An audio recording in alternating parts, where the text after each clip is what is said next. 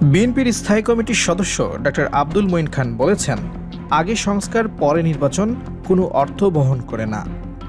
সংস্কার একটি ধারাবাহিক প্রক্রিয়া, সংস্কারের সঙ্গে নির্বাচনী প্রস্তুতিও চলতে হবে।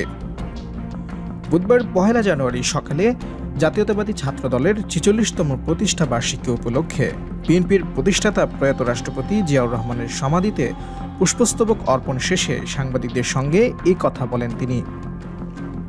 এ সময় উপস্থিত ছিলেন বিএনপির ছাত্র বিষয়ক সম্পাদক রাকিবুল ইসলাম বকুল, ছাত্রদলের সভাপতি, সাধারণ সম্পাদক সহ অনেকেই।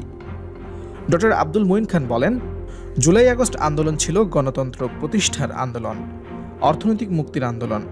স্বৈরাচার সরকার বাংলাদেশের উপর চেপে বসেছিল উল্লেখ করে বিএনপির এ নেতা বলেন, ছাত্র জনতার সঙ্গে একাত্ম হয়ে জুলাই আগস্টে রাজপথে ছিল ছাত্রদল।